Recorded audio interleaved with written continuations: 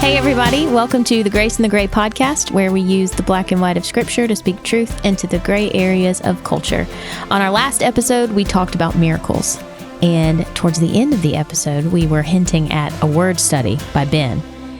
And the question we left off with was, what is the Hebrew word for miracle?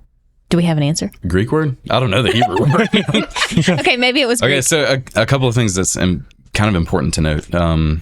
The first is that I said word study. I want to be clear. Technically, this is not a word study for a couple of different reasons. Number one, if you wanted to do a word study, you would do it pretty much backwards compared to what I did, which is we picked an English word because that's what we were having a conversation about, and then decided we're going to study based on the English word. Now, there's a couple of different shortcomings with that.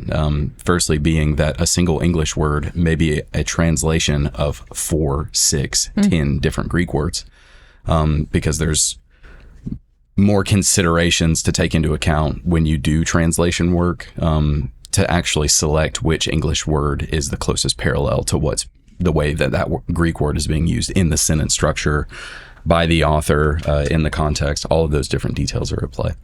So ideally what you would do is you would maybe pick a passage that you're looking at, you would find a word in it, and then you would do a word study on that word to better understand that individual verse.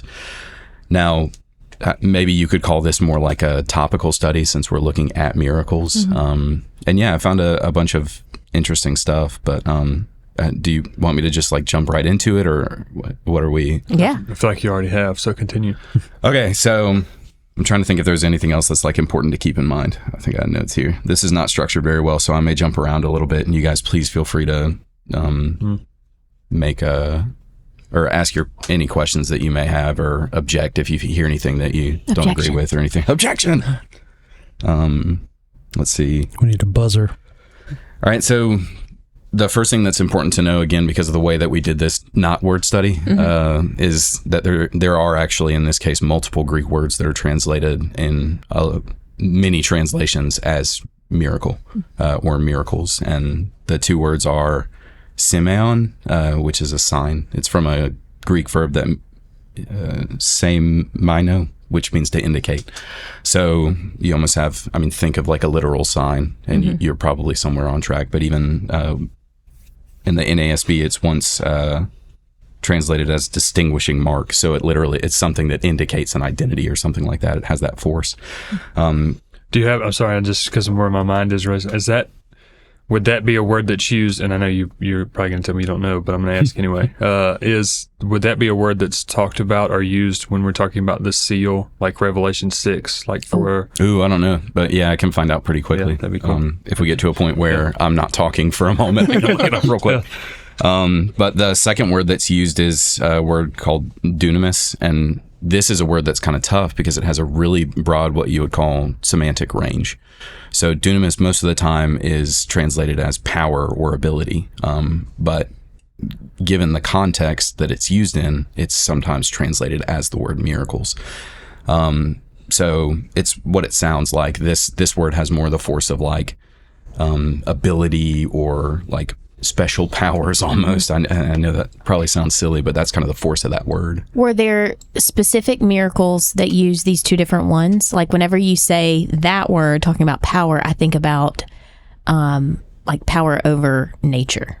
Yeah, so interestingly, out of the two words, the dynamis, the power word, is used much more often, and it's often associated with another Greek word that is exousian, which is authority. So power and authority are going hand in hand in these miracles. I didn't see any pattern. This is not to say that there's not one, but I didn't see any pattern in the types of miracles that would be associated with dynamis versus semeion. It was more, maybe it seemed more relevant what exactly the author was trying to communicate. Okay. So for example, one use of semeion is the water into wine at Cana. And in the context, when it's being described, it's described as the beginning of the signs, arcane tone semeion. So, this is kind of like I mean, obviously it is the first miracle that's being performed by Jesus, and it's kind of like an inauguration of like his like miraculous work in reality. So the reason we call that a miracle is because we translated that word into the word miracle. Yeah. Well, it's not always going to be translated as the word miracle, but again, we're running into some of the tension between what a real word study is and what a topical study on miracles would be. So, obviously, historically, this is considered one of Jesus's miracles. So you know it's a miracle from the beginning. And then you ask the question of whether or not they use this dynamis word or the semeion word to describe what's happening, although it may not always be translated as miracle. Most of the uses of those two words that I found, I think, are translated as miracle, but that's one that is not, yeah. I have a question. Go ahead. So,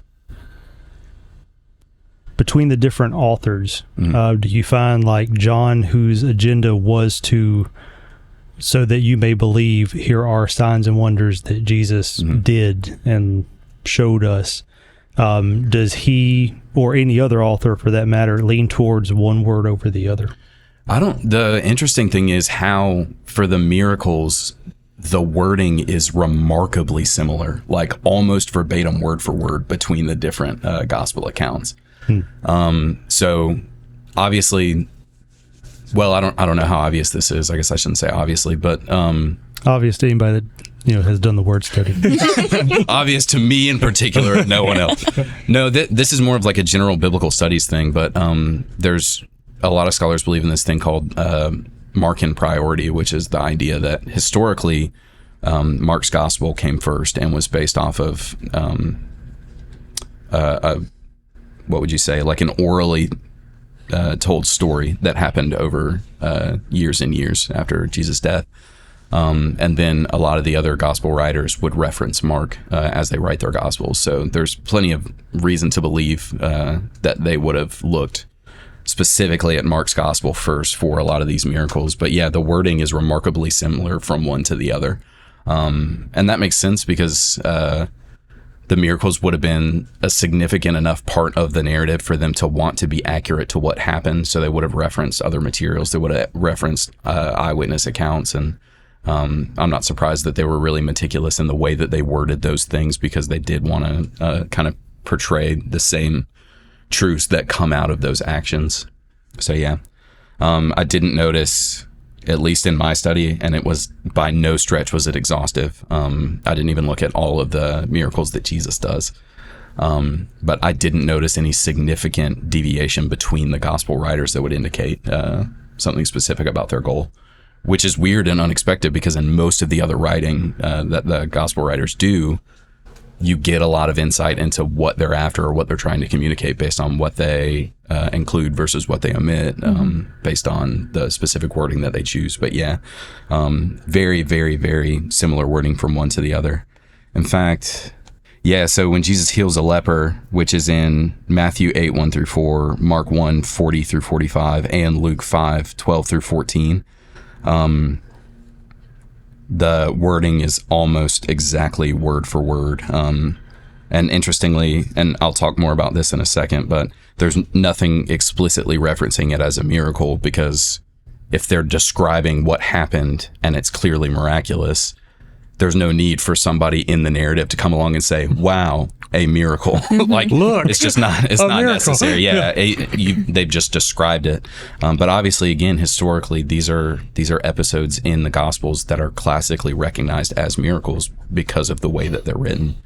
And even if there's not explicitly one of these two miracle words that we're looking at, you will see other words that are associated with it, like amazement and authority. Those are two words that very commonly like come along with these stories, because somebody sees something like that and they are amazed. So yeah. Anyway, let's see. What else like jumped off the page at you while you were doing this? Did you have any moments where you were like, whoa, I gotta... Or you already knew it all? No, I knew very little of it. How mad he was at us for making him go and do all of this. The only part of this that I was frustrated with is that I didn't have more time to pour into it to find more of those little interesting nuggets. But one thing that I did notice is, and this is kind of circling back to the conversation we were originally having in the last episode about miracles, where we were kind of enjoying the tension of like how broadly or how narrowly miracles can be defined. And part of my goal was to try to figure out, obviously, what a biblical definition is. And I don't remember if I said this on the show or right after the last miracles episode. But one important thing to note is that a biblical definition, which is kind of what I was after, is not a right definition. It's not a correct definition. Now, I know that's... You're saying it's incorrect? No, not at all. I'm saying it's a particular kind of definition, but it doesn't make it inherently more valuable, because one of the things you have to understand with semantics and linguistics is like the cultural context matters, who you're communicating to matters, who is communicating matters, like all of those things matter. And words...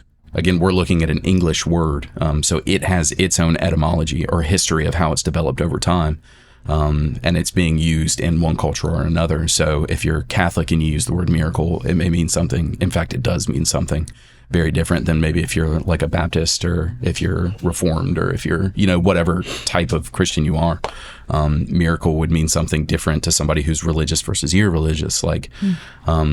I was listening to a podcast yesterday, and it was about miracles. I don't know who the hosts were or what, but they were interviewing an observant Jewish rabbi. Does that sound right? Am I saying that right? And he was of the same camp as Rick, that everything's a miracle. Yeah, solid guy. I really love that dude. But one interesting thing that I took away was that miracles can be recognized by people who do not believe in God. How do you mean? Like, you might talk to somebody who's not a believer, and they'll say like, oh, that was really a miracle. Yeah. Like that they didn't die in this accident, or that the cancer was healed. They'll say it's a miracle, but they may not even be a believer. Yeah, but I think that's where like the semantic range of the word miracle in a modern context gets kind of difficult to parse out. And I think that's okay. Like, words are very, very, very elastic is the best way to describe them. They can be stretched so far, and they often are. So if you like press that person, like you're not going to get like a response that looks like they're describing something that's like religiously miraculous. And that's okay. Like words kind of get folded around and changed and torn apart and put back together in a million different ways. They're not ink on a page so much as they are like Play-Doh. Like you just squish them and make them into whatever you intend. So that's what I mean when I say it's not a correct definition, but there is a biblical definition. And if you're talking about what the biblical authors thought of when they thought of miracles, or in this case, when they used the word dynamis or semeion, then yeah, it is one of the definitions that's good to take into account. Yeah. So I don't want people to feel like because I've done a word study in the Bible that you can or should only use miracle in the sense that the biblical authors use it or anything like that. That said, one of the things that I looked at specifically was, well, first I'll do this. So after a lot of that study, the definition that I came up with was a miracle is an action completed by means of divine power, which indicates authority in the actor and often inspires amazement. So that's the amazement, that's the power, that's the force of like an actor actually doing something versus just something kind of passively occurring. It doesn't mean that in a modern context you can't use the word miracle to describe anything other than that. But yeah, that's kind of the definition I came up with. But then I noticed an interesting passage, because most of what we were talking about this past week was almost getting into general revelation versus specific revelation. So specific revelation would be like Christ being here. That's specific revelation. That's like God manifests in flesh to reveal who he is. He's right there, at least historically at that point in time. Then you have general revelation, which is more like you see God's handiwork in creation, and it inspires you to glorify God. And I think that's some of what Rick was hinting at.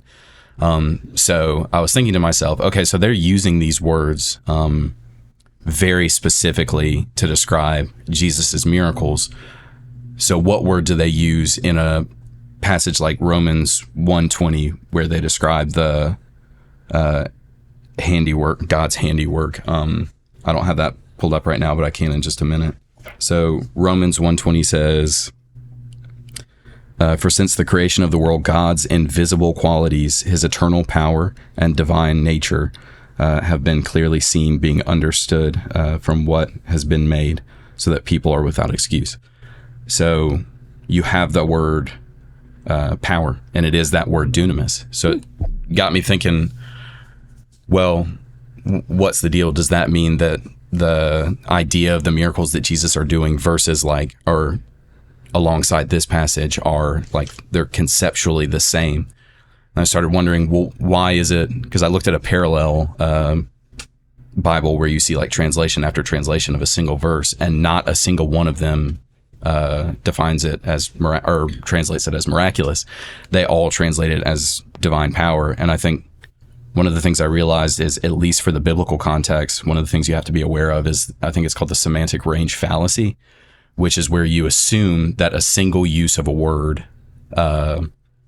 carries with it the weight of its entire semantic range. So all the different ways that the word is used is packed into this single use of it.